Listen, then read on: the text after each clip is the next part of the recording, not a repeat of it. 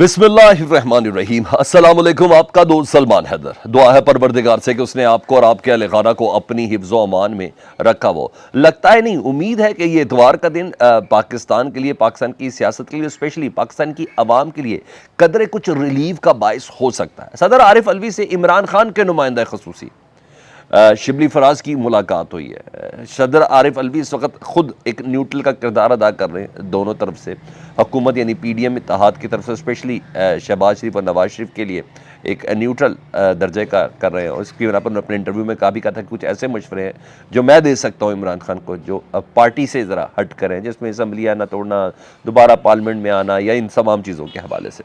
अच्छा, इस मुलाकात का डेफिनेटली एक पस मंज़र भी है कि 5 मुलाकातें इसहाक डार साहब से हो चुकी है एज नवाज शरीफ रिप्रेजेंटेटिव या एज शहबाज शरीफ रिप्रेजेंटेटिव या एज PDM रिप्रेजेंटेटिव। तो उसके बाद ये ज़रूरी था कि इमरान खान साहब की तरफ से भी एक नुमाइंदा होता, जो सदर आरिफ अलवी उस नुमाइंदे को मैसेजिंग करते, जिस तरह इसहाक डार साहब PDM को या शहबाज शरीफ को रिप्रेजेंट कर रहे हैं या नून लीग को रिप्रेजेंट कर रहे हैं, तो वो जाके नून लीग की आला क़यादत को बताते हैं। तो सदर अलवी भी इमरान खान तक अपना पैगाम पहुँचाने के लिए एक बंदा जाए, तो इमरान खान साहब ने शिबली फराज साहब को रखा। तो शिबली फराज साहब की मुलाकात हो गई है जी। इस मुलाकात में शिबली फराज ने इमरान खान साहब का क्या पैगाम पहुँचाया, अब ये बात सामने नहीं आई, लेकिन एक बात सामने आ गई कि सदर की तरफ से इमरान खान साहब को एक मैसेज दिया गया और बड़ा मानी खेज वो पैगाम पहुँचाया गया और मुस्बत नज़र आ रहा है। इसको पैगाम कह लें, इसको मशवरा कह लें। सदर आरिफ अलवी इमरान खान साहब के दरीना साथी हैं। उन्होंने कहा फिल फॉर असम्बलियाँ तहलील ना करें। PTI चेयरमैन को सदर आरिफ अलवी ने यह मशवरा भिजवाया है कि फ़िलहाल असम्बलियाँ तहलील ना करें। मानी खेज पैगाम इस वजह से इसका बड़ा मतलब निकल सकता है। किस बिना पर निकल सकता है कि मतलब कुछ अच्छा हो रहा है, थोड़ा सब्र कर लें, अभी पंजाब और KPK की असम्बलियाँ तहलील ना करें, थोड़ा सा इस पर तरद्दुद दे दें, मुस्बत पेशरफ्त हो रही है, इंतज़ार कर लें। हो सकता है ये पैगाम सदर आरिफ अलवी के थ्रू हुकूमत ने भिजवाया हो, इसहाक डार साहब की तरफ से भिजवाया हो, कि कुछ लचक दिखाई गई हो कि हुकूमत अभी असम्बलियाँ तहलील ना करें। तो मुझे ये एक पॉजिटिविटी लगती है सदर आरिफ अलवी के इस पैगाम से कि कुछ बैक एंड पे कुछ अच्छा भी हो रहा है। लेकिन दूसरी तरफ PTI अपना दबाव मुसलसल बरकरार रखे हुए है, मुसलसल बरकरार रखे। सुबह की बात लें तो फवाद चौधरी साहब ने उस प्रेशर को मज़ीद थोड़ा, जिसे कहते हैं ना, हैवी डोज कर दिया।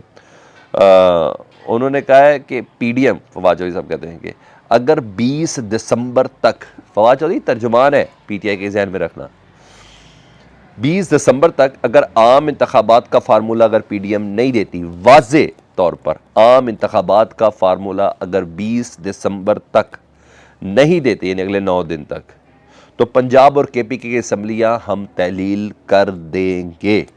कैटेगोरिकली उन्होंने बोल दिया, 9 दिन है। अगर कोई वाज़े फार्मूला नहीं देते इंतखाबात के हवाले से, आम इंतखाबात के हवाले से, जल्द आम इंतखाबात के हवाले से, तो हम 20 तारीख तक असम्बलियाँ तहलील कर देंगे। और साथ साथ उन्होंने कहा हम एक्सपेक्ट कर रहे हैं कि 20 मार्च 2023 से पहले इंतखाबात का अमल मुकम्मल हो जाएगा। फवाद चौधरी साहब के मुताबिक 20 मार्च, यानी ठीक 3 महीने बाद। ठीक है जी। और इससे एक बात भी वाज़ेह हो गई कि PTI खुद भी ज़हनी तौर पर तैयार है कि इंतखाबात जो है ना, वो शायद ज़िमनी की तरफ ही जाना है। मुझे ऐसा लग रहा है कि पंजाब और KPK के अंदर इंतखाबात होंगे और कहीं ना इन्हें सूट भी करता है, पाकिस्तान तहरीक इंसाफ को सूट इसलिए करता है क्योंकि पॉपुलैरिटी जो है ना, वो तारीख की बुलंद तरीन सतह पर है। और इस पॉपुलैरिटी को देखते हुए KPK और पंजाब असम्बली में इंतखाब हो तो तारीखी फतह भी होगी और हो सकती है। और अगर 2/3 अक्सरियत आ गई तो फिर कौमी असम्बली के इलेक्शन का तो इनके जहन में इतना है भी नहीं। तो मरकज़ में खेलने का, यानी नेशनल असम्बली की नशस्तों पर अच्छे से अपना हिस्सा लेने का इनका मार्जिन बहुत ज़्यादा बढ़ जाएगा। तो ज़हनी तौर पर मुझे ऐसा लगता है कि PTI मुकम्मल तौर पर तैयार है। और मैं आपको सुबह की वीडियो में वैसे ही क्लियर कर चुका हूँ, परवेज़ इलाही वाला कोई फैक्टर नहीं है, किसी किस्म की कोई बारगेन नहीं कर रहे परवेज़ इलाही साहब। मैं आपको कन्फर्म बता रहा हूँ, बहुत सी चीज़ें उन्होंने देख ली हुई हैं। मोहन इलाही साहब के भी दिमाग किसी वहम गुमान में ऐसा नहीं है कि अगली वजारत आला सेटल कर दूँ, सीट एडजस्टमेंट कुछ सेटल कर दूँ। ये सब चीज़ें बड़ी माइन्यूट किस्म की है, इसमें कोई प्रॉब्लम नहीं है। जितने काफ लीग के उनके साथ सीट एडजस्टमेंट कर ली जाए पंजाब के अंदर। तो ये लॉन्ग टर्म फार्मूला है। तो जरदारी फार्मूला या वो जो ख़बरें चलाई गई कि नवाज़ शरीफ साहब की ने मशरूत इजाज़त दे दी है कि अगला वज़ीर आला पंजाब परवेज़ इलाही हो, तो ऐसी कोई चीज़ नहीं है। मशरूत लगाने की इस वक्त शर्त पे नहीं है नून लीग। परवेज़ इलाही उनके साथ होना उनकी मजबूरी है, उनकी ज़रूरत है। परवेज़ इलाही की कोई ज़रूरत नहीं है इस वक्त किसी किस्म की। तो इस पैराए के ऊपर ये चीज़ें चल रही हैं। अब मैं ज़रा आज़म सवाती साहब का थोड़ा सा वो दे दूँ फॉलो अप आपको। मैं बड़ा सख्त लफ्ज़ तो नहीं बोल सकता, लेकिन सर शर्म से झुक जाते पाकिस्तान का ये जुडिशल सिस्टम देख के। सिंध में ना कंबर शहजादपुर में ना उनको जुडिशल मजिस्ट्रेट के सामने पेश कर दिया गया आज़म सवाती साहब को, बलूचिस्तान से ला के 3 रोज़ा जिस्मानी रिमांड भी उनका जुडिशल मजिस्ट्रेट साहब ने दे दिया। भाई ये जिस्मानी रिमांड क्यों ले रहे हैं? इस शख्स से क्या बरामद करना चाह रहे हैं? पाकिस्तान की तो पुलिस जिस्मानी रिमांड में जिस्मानी टॉर्चर भी करती है ना, यहाँ वो वाला तो मामला है नहीं। क्या तफ्तीश करनी है इस बंदे से? यही तो है। एक सादा सा ट्वीट है और इस ट्वीट को वो खुद मानता है कि मैंने किया है, कहीं से इनकारी नहीं है। फिर किस चीज़ का जिस्मानी रिमांड का क्या मकसद है? क्या पाकिस्तान का ये जुडिशल सिस्टम है, मैं ज़रा वैसे बात करना चाह रहा हूँ कि क्या एक जुडिशल मजिस्ट्रेट की इतनी फहमो फरासत है कि बलूचिस्तान हाई कोर्ट का चीफ जस्टिस भी ये बात नहीं समझ पाया, उसने तमाम केसेस ख़त्म कर दिए। इतनी इस जुडिशल मजिस्ट्रेट को जहनी फहमो फरासत है कि हाई कोर्ट के चीफ जस्टिस से भी ऊपर चला गया। इसने 3 दिन का इसको जिस्मानी रिमांड दिया है। और ज़ाहिर बात है जहनी टॉर्चर करना है। अलीम आदिल शेख ऐसे में सिंध के रहनुमा अपोजिशन लीडर है, वो ये कह रहे हैं कि आज़म सवाती की तबीयत बहुत ज़्यादा ख़राब भी है और सिंध हाई कोर्ट में दरख्वास्त भी इन्होंने दायर कर दी है। मेरे ख्याल है मंडे को या ट्यूसडे को ये सारे केसेस भी ख़त्म हो जाएंगे। लेकिन मेरा सवाल तो बनता बींगा पाकिस्तानी कि ये क्या चीज़ है? क्या आज क्यों जिस्मानी रिमांड क्या चीज़ है? ये जेल फिरा के क्या करना है? इसके बाद भी शायद कहीं और बंद कर दे। अगर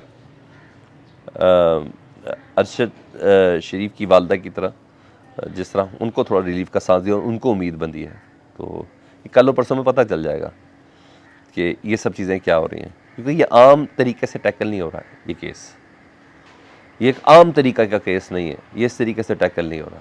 तो डेफिनेटली चीज़ें बहुत ज़्यादा सस्पिशियस हो रही है। तो ये चीज़ें अब आऊँ नून लीग की उस स्ट्रेटजी की तरफ। जी, नून लीग ने अपनी स्ट्रेटजी लॉन्च की है, फ्रेश स्ट्रेटजी लॉन्च की है। वर्कर उनका डेड है बिल्कुल, नून लीग का जान किसी किस्म की है नहीं। और इमरान खान ने जहनी तौर पर और सियासी तौर पर इतना को ओवरकम कर दिया है तमाम ही पॉलिटिकल जमातों को, इतना को सुपीरियर पोजीशन पे इमरान खान साहब की सियासत चली गई है और उनका वर्कर इतना ज़्यादा एक्टिव है। इमरान खान ने खुद इस हद तक चार्ज कर दिया, एक के बाद एक फ्रेश बयानिए दे दे दे दे दे के ना, तो ये स्क्वीज़ हो गए, इनकी सियासी डायाफ्राम जो है ना वो स्क्वीज़ होकर रह गई है, तो आवाज़ भी नहीं निकल पा रही। तो मुस्लिम लीग नून ने अपने डेड वर्कर को एक्टिव करने का फ़ैसला किया और PTI की तरह, जी हाँ, मुल्कगीर अपने वर्कर्स को जगाना उन्होंने और कन्वेंशन का उन्होंने प्लान कर दिया। आज तो है शेरगढ़ में ये वर्कर कन्वेंशन है जी, मर्दान में मरहलावार ये कन्वेंशन होंगे। 11 दिसंबर से 17 दिसंबर तक कन्वेंशन होंगे, यानी 17 दिसंबर के बाद ही नवाज शरीफ साहब की कोई तारीख आए तो आए।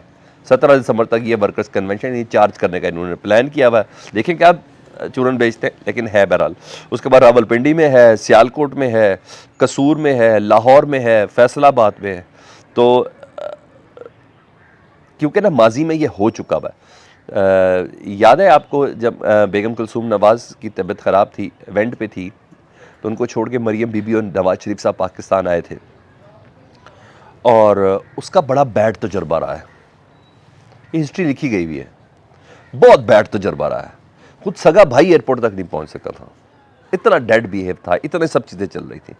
तो इस नवाज शरीफ के इस्तकबाल ने एक परसेप्शन डेवलप करनी है पाकिस्तान की सियासत में उनकी, और अगर ये इस्तकबाल डेड हो गया ना, जो थोड़ी बहुत सकत और उम्मीद नून लीग के वर्कर के अंदर है ना, वो भी ख़त्म होकर रह जानी है। तो ये 80s का बेनज़ीर भुट्टो टाइप का रिसेप्शन देने के प्लान में है। अल्लाह करे ऐसा हो, देख लेते हैं क्या होता है। लेकिन ये उस जहन साजी के साथ है जिसकी वजह ये वर्कर कन्वेंशनल वर्कर्स को एक्टिव करने का ये इनका प्लान इस वक्त सामने आ रहा है। ठीक है, तो इस पैराग के ऊपर आपने देखें, लेट्स सी ये क्या स्ट्रेटजी बनती है। तो बहरहाल मैंने कहा ये मैं आपको इन्फॉर्म ज़रूर कर दूँ। आखिर में एक अहम तरीन ख़बर कि हुकूमत के अहम इत्तेहादी ANP उसने बाकायदा तौर पर हथियार उठाने की बात की है और कानून हाथ में लेने की बात की है। मामला ये है कि PK में कोई शक नहीं, दहशत गर्दी इस वक्त बढ़ी है, तालिबान बहुत ज़्यादा एक्टिव हो चुके हैं। जितनी देर में इन्होंने सुलह सफाई और जंग बंदी के मामला थे, दरअसल अपने आप को ये एक्टिव कर रहे थे, सेटल्ड कर रहे थे। उन्होंने सेटल करके अब जंग बंदी मुआहदा ख़त्म कर दिया हुआ है तो पाक फ़ौज के साथ, तो दहशत गर्दी बढ़ गई है। तो ANP के लीडर पहले भी दहशत गर्दी के नज़र हो चुके हैं। तो एमल वली खान जो इस वक्त सरबराह ANP के और रुए रवां अपने दावों और तकरीरों की वजह से काफ़ी मशहूर हैं, तो उनको कत्ल की धमकियाँ मिली हैं। ठीक है जी, और ANP कह रही है कि इन्हें मारने की मनसूबाबंदी की जा रही है। मैंने हुकूमत पर तनकीद करते हुए अपनी इत्तेहाद पे की है कि अगर हुकूमत उन्हें तहफ़्फ़ुज़ फराहम नहीं कर सकती जो उनकी ज़िम्मेदारी है, तो वरना हम भी असला उठा लेंगे और कानून हाथ में ले लेंगे। ये सूबाई तर्जुमान कह रहे हैं। मुझे नहीं पता ये KPK की हुकूमत को कह रही है, मरकज़ को कह रहे हैं। टेक्निकली तो मरकज़ बनता है ना, फ़ौज ने उधर से वज़ारत दाखिला लेके चलना है, लेकिन कह रहे अदरवाइज़ हम कर लेंगे। अच्छा, वैसे कत्ल का कातलाना हमले की धमकी नहीं, हमला हुआ भी है इमरान खान साहब के ऊपर। क्या PTI के किसी वर्कर ने कहा मसला उठा लेंगे, या उठाया, या कोई ऐसी चीज़ हुई? मुझे ज़रूर बताइएगा। ये स्टेट को सीधी सीधी धमकी है। अब देखते स्टेट इस धमकी को कैसे देखती है। जिम्मेदारी उन्हीं की हिफाजत की, लेकिन इस धमकी को देखना भी तो है ना, अगर आज़म सवाती को देख रहे हैं। क्या ख्याल है? कमेंट सेक्शन में फीडबैक से मुतालिक ज़रूर आगाह कीजिएगा। चैनल देख रहे हैं तो ये बटन रेड दबा के सब्सक्राइब कर दें। अल्लाहुम्मा सल्ली अला मुहम्मदिन व आले मुहम्मद।